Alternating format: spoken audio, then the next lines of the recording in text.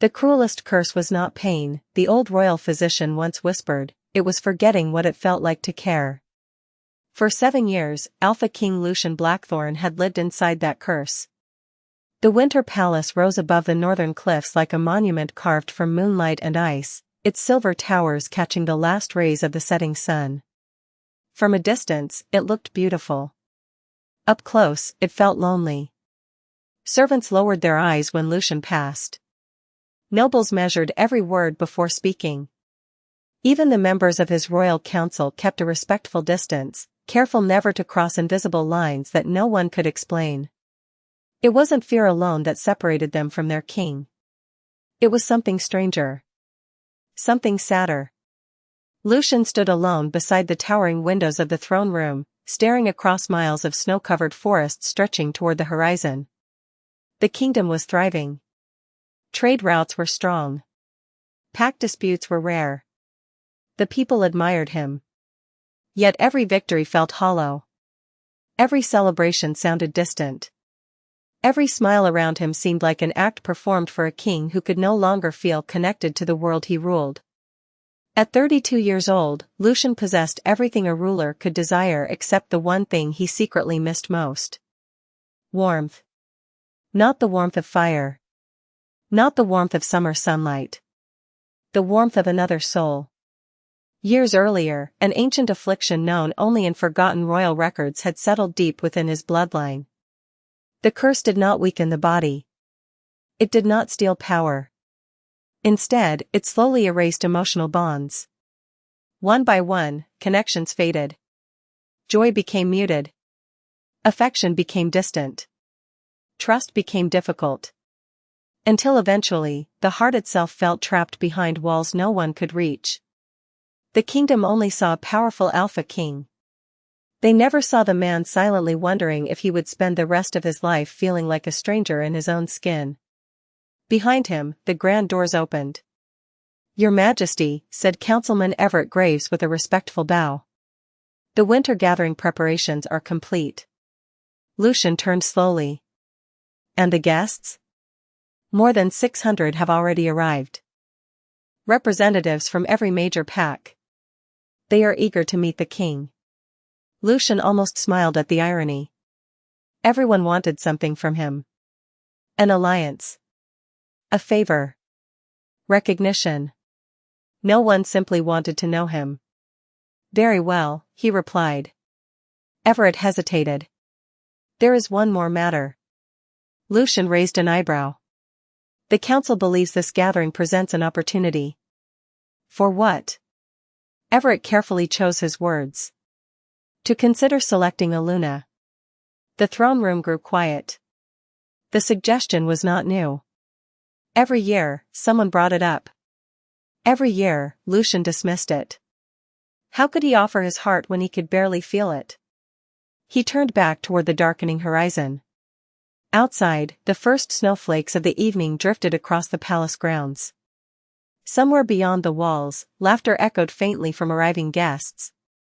Somewhere in the city below, thousands of ordinary lives continued without him. And somewhere, though he had no way of knowing it yet, a gentle healer named Clara Whitmore was finishing her final shift at the palace infirmary. Invisible to nobles. Forgotten by most. Destined to change everything. As the bells of the winter gathering began to ring across the kingdom, Lucian felt the familiar emptiness settle over him once again. He closed his eyes and listened to the sound fading into the cold evening air, unaware that before this gathering ended, a single lost ring would place the future directly into his hands. Most people in the Winter Palace could not have described Clara Whitmore if asked. They had seen her countless times in hallways, infirmary rooms, and supply corridors, yet somehow she blended into the background like sunlight through a window. She was 24 years old, with soft brown hair usually tied back beneath a simple ribbon and kind gray eyes that noticed things others missed. While nobles competed for attention and servants rushed to impress their superiors, Clara spent her days doing the kind of work that rarely earned praise. She changed bandages, prepared herbal remedies, soothed anxious patients, and listened when someone needed a gentle voice more than medicine. The palace infirmary sat along the eastern wing. overlooking a quiet courtyard where snow collected on stone benches and bare rose bushes. Clara preferred that side of the palace. It was peaceful. Away from politics. Away from ambition. Away from the endless conversations surrounding the winter gathering. "You are not going to attend the celebration tonight?" asked Miriam, an older healer who had worked beside Clara for years. Clara carefully sealed a jar of dried lavender before smiling. "I was not invited." Miriam laughed softly. "Neither was I, but that has never stopped people from sneaking a look." Clara shook her head. "I would rather finish inventory." "You are impossible." Perhaps she was. While much of the kingdom viewed the gathering as the event of the year, Clara felt no excitement. Hundreds of important guests would fill the palace. Noble daughters would arrive wearing expensive gowns. Powerful families would compete for influence. None of it had anything to do with her. She had learned long ago that life became easier when expectations remained small. As evening settled outside, palace bells echoed through the corridors. Excitement spread like wildfire. Servants hurried toward the grand halls carrying trays of food and decorations. Musicians tuned instruments. Guards polished ceremonial armor. Everywhere Clara looked, people seemed caught in a current pulling them toward something important. Yet inside the infirmary, everything remained calm. Comfortable. Familiar. A young boy recovering from a winter fever sat near the fireplace reading a storybook. An elderly gardener rested peacefully after straining his back. The scent of pine and herbal tea lingered in the air. Clara preferred this world. It felt real. "You should go home," Miriam said as she gathered her coat. "You have been here since sunrise." Clara glanced toward the tall clock mounted on the wall and blinked in surprise. It was nearly 9 o'clock. "I did not realize it was that late." "Because you forget to stop taking care of everyone else." Clara smiled and finally gathered her things. Once the infirmary quieted for the night, she stepped into the corridor and began the walk toward her small residence near the southern gardens. The palace felt different now. Brighter. Louder. Music drifted through distant hallways. Laughter echoed from the upper floors. Through one open doorway, Clara caught a glimpse of chandeliers sparkling above elegantly dressed guests. She quickly looked away and continued walking. Those worlds belonged to other people. As she crossed a marble hallway overlooking the moonlit courtyard below, a strange feeling tugged at her attention. She slowed her steps and glanced toward one of the large palace windows. Outside, snowflakes drifted gently beneath silver moonlight. Everything appeared peaceful. Ordinary. Yet Clara could not shake the feeling that something had shifted. Somewhere beyond her sight, the course of her life had quietly begun to change. She simply did not know it yet. The first sign that something was wrong came shortly after 10 o'clock. Clara had almost reached the southern gardens when hurried footsteps echoed through the corridor behind her. She turned to see 3 palace attendants rushing past, their expressions tense. One carried a lantern. Another clutched a stack of documents against his chest. The third nearly collided with a decorative table before catching himself. "What happened?" Clara asked as they hurried by. One attendant slowed only long enough to answer. "Something is missing." Then he disappeared around the corner. Clara frowned but continued walking. In a palace as large as Winter Palace, misplaced items were not unusual. Guests lost jewelry. Nobles misplaced invitations. Servants searched endlessly for forgotten belongings. It was hardly her concern. Yet as she moved deeper into the southern wing, she noticed more unusual activity. Guards stood at intersections that had been empty moments before. Council members crossed hallways with worried expressions. Even the servants seemed unsettled. A strange tension had begun spreading through the palace like a storm cloud no one could see. By the time Clara reached her small residence, curiosity had replaced exhaustion.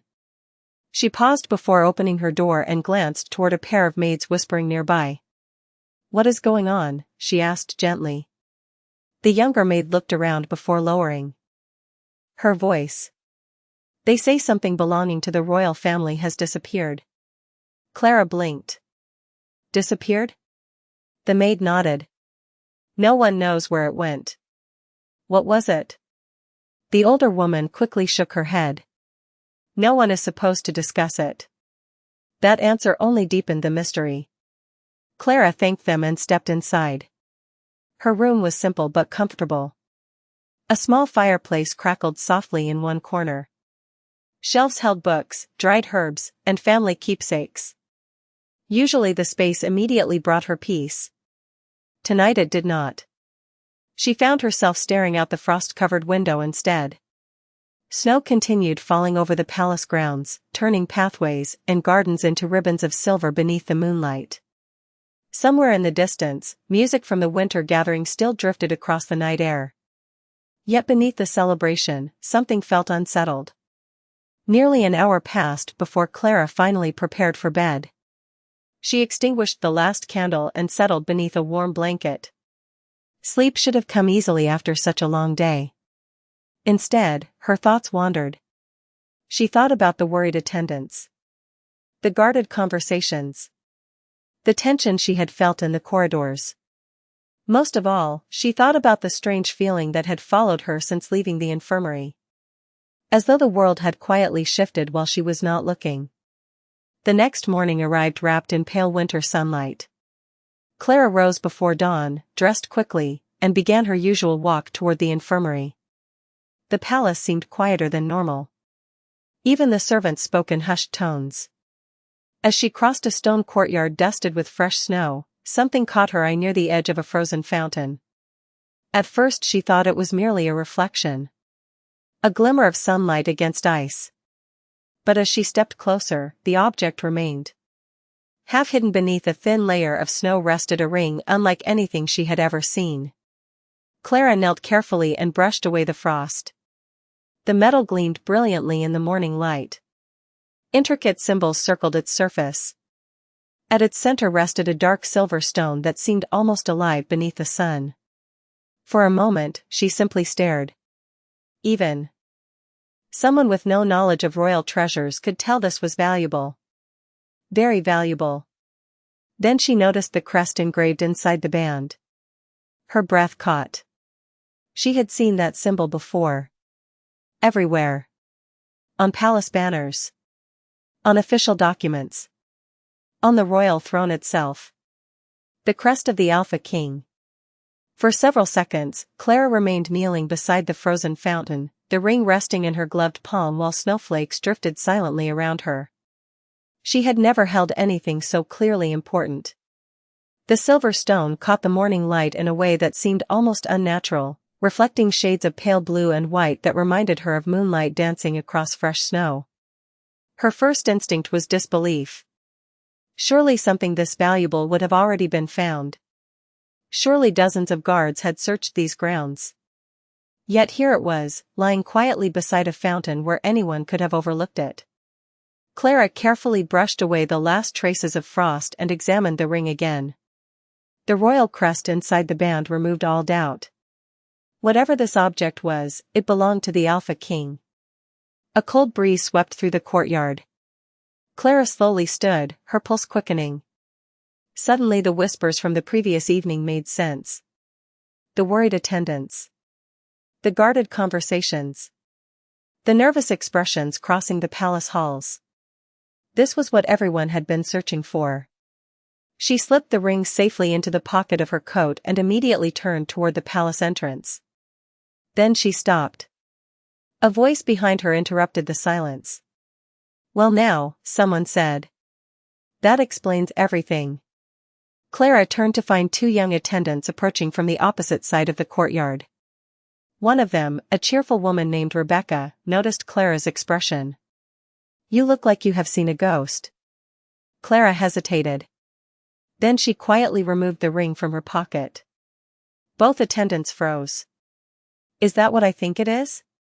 Rebecca whispered. Clara nodded. The second attendant stared with wide eyes. "Where did you find it?" "Near the fountain." Neither woman spoke for a moment. You should be careful, Rebecca finally said. Careful? Do you know how much that must be worth? Clara glanced down at the ring. She honestly had no idea. Enough to change someone's life, the attendant replied. Enough to buy a house. Land. A future. Clara looked at the ring again. She thought about her modest room. Her small savings. The countless repairs her parents' old cottage still needed back home. For a brief moment, temptation whispered quietly in the back of her mind. It would be easy. No one had seen her find it. No one knew it was in her possession. But the thought vanished almost as quickly as it arrived. The ring was not hers. The answer felt simple. I need to return it, Clara said. Rebecca studied her face for a long moment before smiling softly. Of course you do. The three women began walking toward the palace together. Yet as they approached the main entrance, they quickly realized the situation was even more serious than they had imagined. Guards stood at every doorway. Council members moved urgently between wings. Servants carried messages from one end of the palace to the other. The atmosphere felt tense despite the beauty of the winter gathering continuing around them. They are still searching, Rebecca whispered. Clara's hand instinctively moved toward the pocket containing the ring. Suddenly the responsibility felt heavier. Not physically heavier. Emotionally heavier. Somewhere inside the palace, people were worried. Somewhere inside the palace, the Alpha King himself likely knew the ring was missing. And for reasons she could not explain, that thought unsettled her more than anything else. As they entered the grand corridor leading toward the royal offices, Clara lifted her chin and took a steady breath. She had spent most of her life avoiding attention. Yet in a matter of minutes, she would need to step directly into the center of it. What she did not know was that before this day ended, returning a lost object would become the most important decision of her life. The closer Clara came to the royal offices, the more impossible it felt that she belonged there. Palace officials moved briskly through the corridors carrying reports and sealed letters. Guards stood watch beside polished doors carved with ancient symbols of the kingdom. Even the air seemed different in this wing of the palace, heavier with responsibility and expectation. Clara tightened her grip on the ring hidden safely inside her pocket and reminded herself why she was here. Return it. Then go back to work. It should have been simple. Yet every step seemed to attract another obstacle. Near the entrance to the council chambers, a palace steward stopped her. State your business. Clara hesitated. I need to deliver something important. The steward glanced at her healer's uniform and looked unconvinced. The council is occupied. It concerns the item that was lost. The steward's expression changed immediately. What item? Clara carefully reached into her pocket and revealed a small portion of the silver band. The man's eyes widened. Within seconds, his entire posture shifted. Wait here. He disappeared through a set of tall doors without another word. Clara suddenly became aware of how quiet the hallway had grown. Nearby servants exchanged curious glances. Two guards subtly adjusted their positions. The ring seemed to pull attention wherever it went. Several minutes later, the steward returned accompanied by a senior council advisor. The older man looked tired, as though he had not slept. Where did you find it? He asked. Near the eastern fountain this morning. The advisor stared at her carefully. And no one else saw it? Only after I picked it up.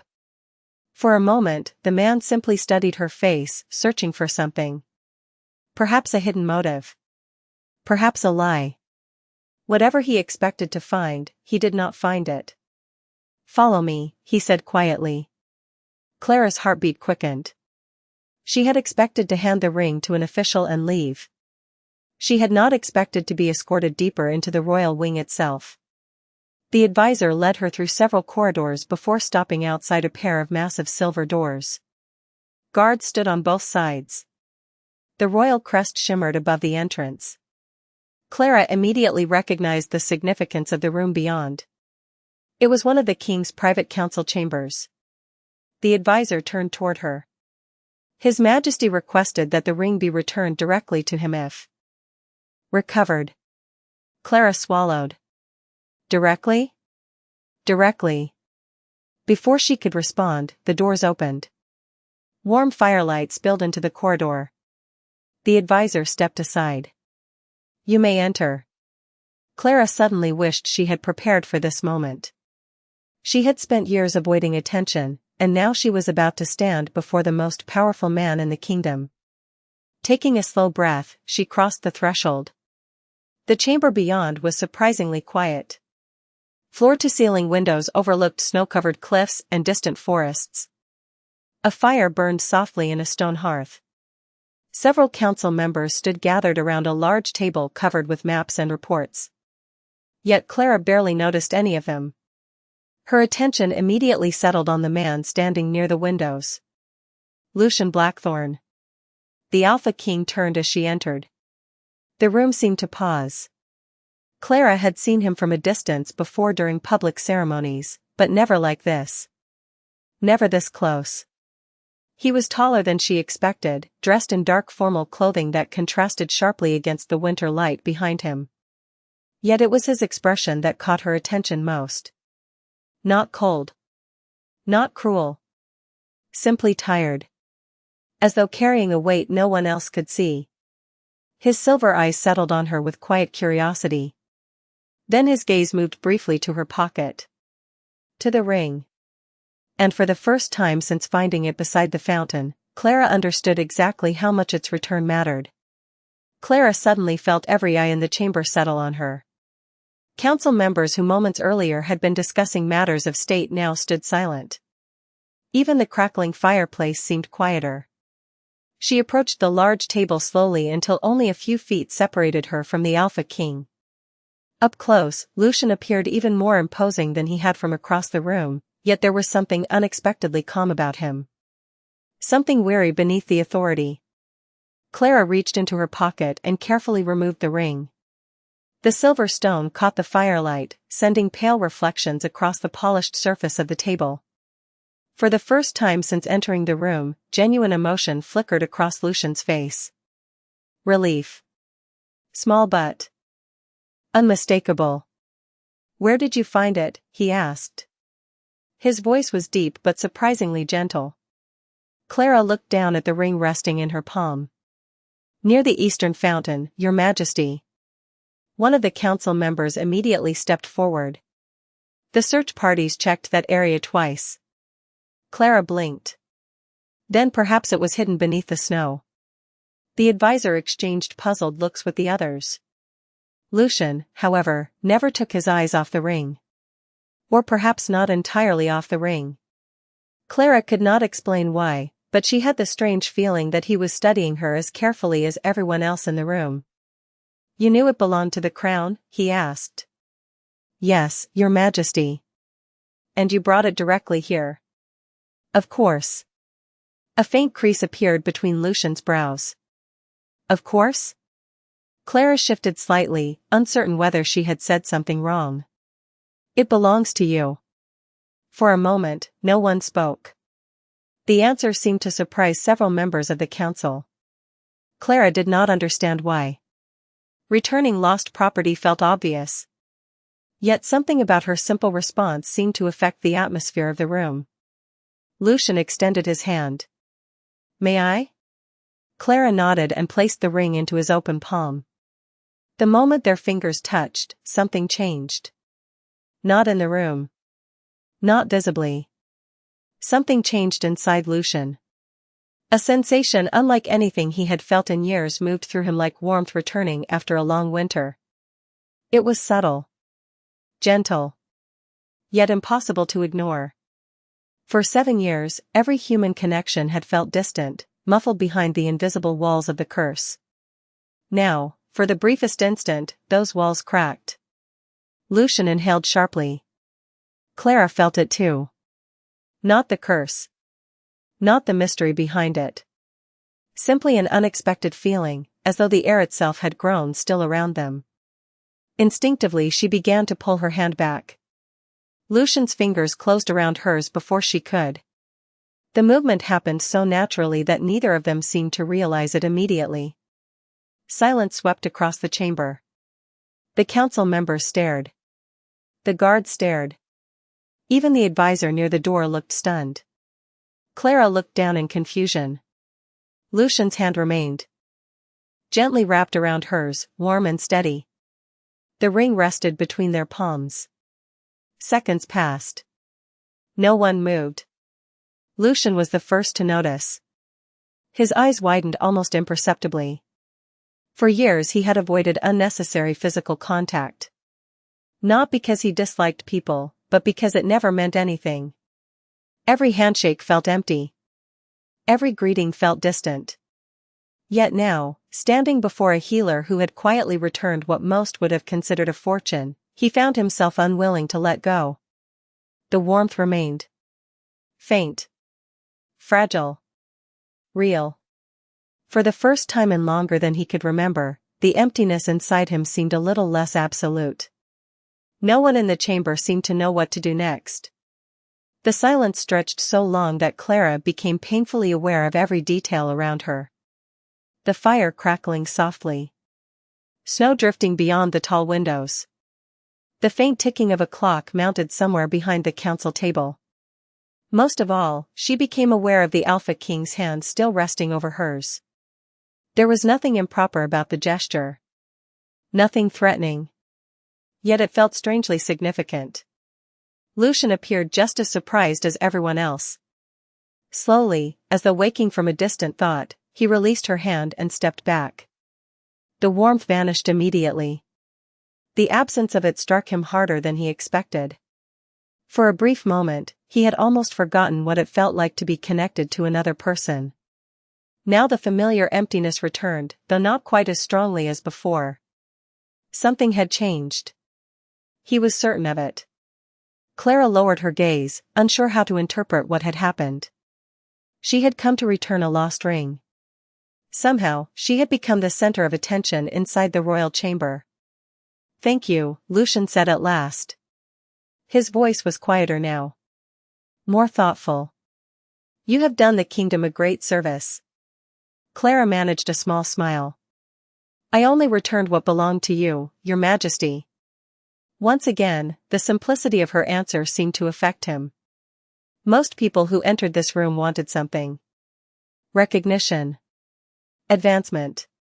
Favor. Influence. Yet standing before him was a woman who appeared to want nothing at all. One of the council members finally cleared his throat. Perhaps a reward should be arranged. Several others nodded in agreement. Clara immediately shook her head. "That is not necessary." The advisor blinked. "Not necessary?" "No, sir. You recovered one of the most important treasures in the kingdom." Clara looked genuinely confused. "I did not recover it for a reward." Another silence followed. Lucian almost smiled. It was a rare expression, one few people ever witnessed. "Even so," he said, "the crown does not ignore acts of honesty." Clara hesitated. "Then perhaps you could donate whatever reward was intended to the infirmary." Several council members exchanged surprised glances. The request was so unexpected that no one responded immediately. The infirmary rarely appeared in political conversations. It certainly did not appear in reward negotiations. Yet Clara's concern seemed completely sincere. "The Eastern Wing needs repairs," she explained quietly. "And there are patients who could benefit from additional supplies." Lucian studied her carefully. Not once had she asked for anything for herself. The realization settled heavily in his chest. For years he had searched for answers in ancient records, healers, scholars, and advisors. None had succeeded in weakening the curse. Yet this morning, a healer who expected nothing had somehow done what no one else could. As Clara prepared to leave, Lucian found himself speaking before fully considering the words. "Miss Whitmore." She paused near the door and turned back. "Yes, Your Majesty?" For a second, he did not know how to explain what he was feeling. If there is ever anything you need, you may come directly to me. The entire council stared. Such an offer was almost unheard of. Clara, however, simply nodded. Thank you, Your Majesty. Then she left the chamber. The door closed softly behind her. Lucian remained standing near the windows long after she was gone. In his hand rested the recovered ring. Yet his thoughts were no longer focused on the treasure. They were focused on the healer with kind gray eyes who had walked into the room unnoticed and somehow left carrying a piece of his attention with her. The rest of the day should have returned to normal, but normal seemed strangely unwilling to return. Clara spent the afternoon in the infirmary organizing supplies, updating records, and helping patients exactly as she always had. Yet everywhere she went, people looked at her differently. News traveled quickly through Winter Palace. By sunset, servants whispered her name in hallways. Guards nodded respectfully when she passed. Even officials who had never noticed her before suddenly seemed curious. Clara found the attention uncomfortable. She preferred quiet work and familiar routines. Unfortunately, the palace had other plans. Meanwhile, high above the northern cliffs, Lucian stood alone in the royal archives. Ancient books covered long tables beneath rows of crystal lamps. Dust floated through beams of golden light as scholars hurried to retrieve records at the king's request. For years, countless experts had searched these archives looking for answers about the royal curse. Most had found nothing. Yet today, for the first time, Lucian was searching for something different. He was searching for Clara Whitmore. There is very little, one elderly archivist admitted while sorting through faded documents. Her family has no political influence. No noble title. No remarkable achievements recorded by the crown. Lucian studied the papers in silence. The lack of information bothered him. Not because it suggested anything suspicious. Quite the opposite. Clara's life appeared extraordinarily ordinary. Born in a small northern village. Educated by local healers.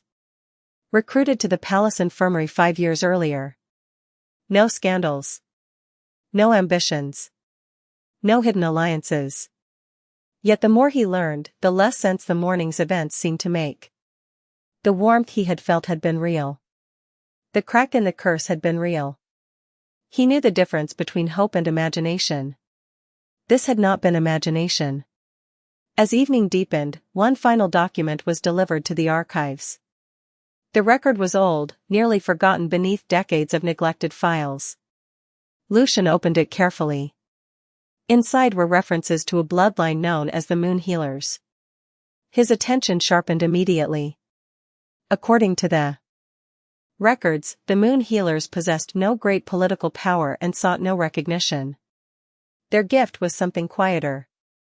They were known for bringing peace where others brought fear, comfort where others brought strength. Ancient stories claimed they carried a rare connection to the emotional bonds that linked souls together. Most historians considered the stories symbolic rather than literal. Yet one passage caught Lucian's attention. He read it twice. Then a third time. The curse of isolation cannot survive where true healing remains. For several seconds he stared at the words. The room seemed to disappear around him. Your Majesty? The archivist asked cautiously. Lucian closed the document slowly. Who was the last recorded descendant?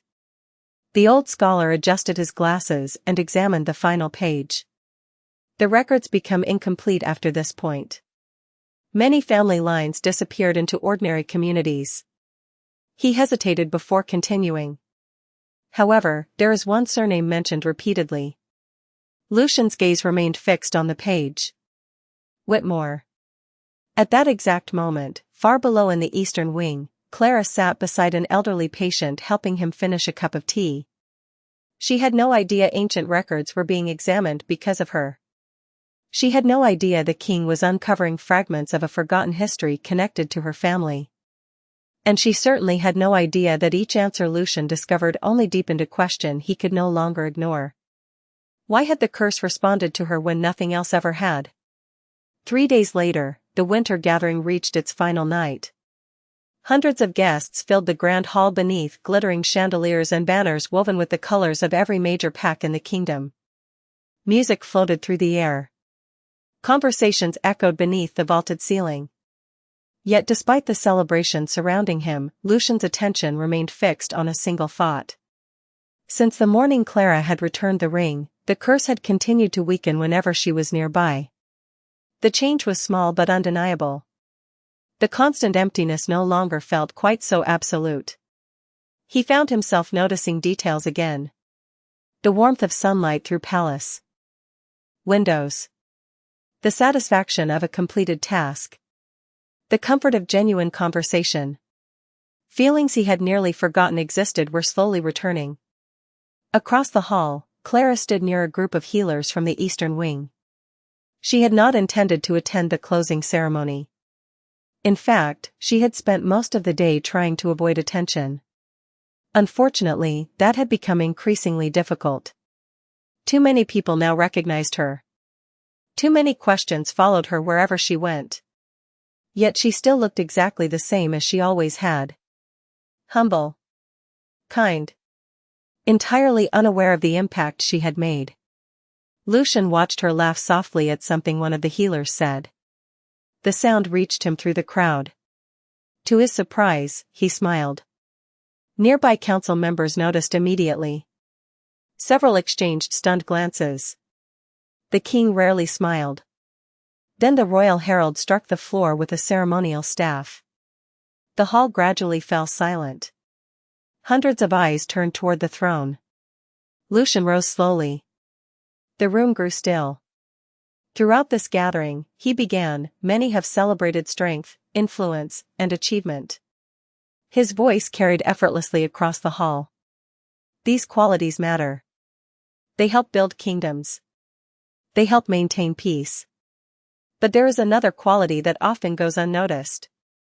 Clara felt her stomach tighten. She had a sudden feeling she knew where this was heading. Lucian continued. Integrity. The word hung in the air. When no one is watching, integrity reveals who we truly are. Guests listened carefully. Several days ago, something precious was lost. It could have been hidden. Sold. Kept in secret. Instead, it was returned by someone who expected nothing in return. Murmurs spread through the hall. Clara's cheeks immediately warmed. That act reminded me of something important, Lucian said. True value is not measured by titles, wealth, or status. It is measured by character. Then, to the surprise of everyone present, he stepped down from the throne platform. The crowd parted as he crossed the hall. Clara stood frozen. Hundreds of people watched as the Alpha King approached the healer everyone had once overlooked. Lucian stopped before her. For a moment, neither spoke. Then he extended his hand. Miss Whitmore. Clara looked at him with wide eyes. Your Majesty? You returned something that belonged to me. His silver gaze held hers steadily. Allow me to return something as well. Confused, Clara placed her hand in his. Warmth immediately flowed through him once more. This time he did not let surprise show on his face. He simply smiled. My trust. The hall remained silent. Lucian turned toward the crowd without releasing her hand. From this day forward, Clara Whitmore will serve as royal healer to the crown. Gasps echoed throughout the chamber. Clara's eyes widened in disbelief. Yet Lucian was not looking at the crowd anymore. He was looking at her. And for the first time in many years, the future no longer felt empty. Somewhere beyond the palace windows, snow began falling gently across the kingdom. Inside the grand hall, beneath 1,000 lights, a healer who had spent her life unnoticed finally understood that one simple act of honesty had changed 2 lives forever.